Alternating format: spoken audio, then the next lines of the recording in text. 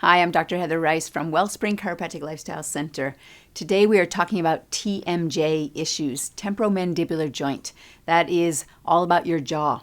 And it's amazing that there's much more prevalence than many people realize. A recent study showed as many as 11 to 12 million Americans, and that could be as many as 3 in 4 Americans are struggling with some sort of TMJ problem. For some, it's an acute, short-lived kind of thing, but for others, it can develop into a chronic issue. When it happens, there can be pain in the jaw. There can also be pain that radiates up into the head, causing headaches. It can radiate down into the neck as well.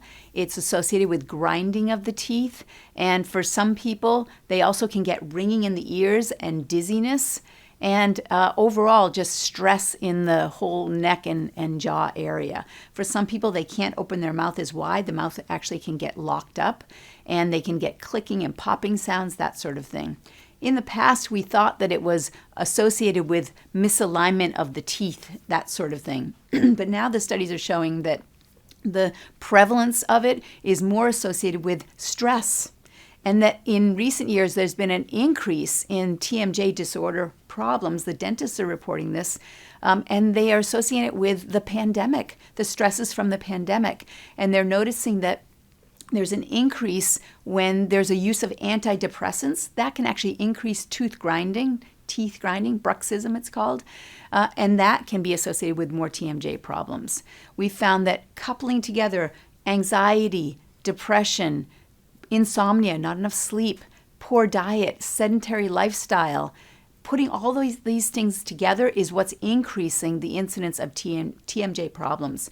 So if you are struggling with this or you know someone that is, please understand that this could be a short-lived thing, or it could develop into a degenerative problem where you actually have degeneration in the joint itself.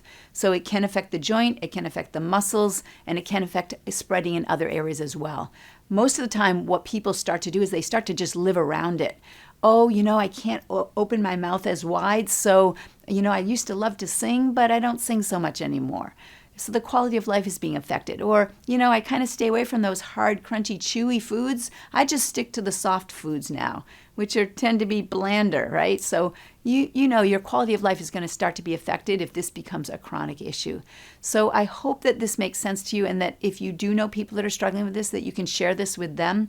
Many times people don't realize that females, twice as much as males, usually, again, 30s to 45 years old is typical, but we're seeing a big increase in the elderly coming in with more broken teeth, and that's from more grinding of the teeth, and that's associated with increased isolation and increased stress that comes from that. And then we have masks as another factor. So there's some theories that the use of the mask is actually changing the tension on the jaw and the alignment, and that people are breathing differently. So there's lots of different factors, and all of these things are accounting for an increase in TMJ problems.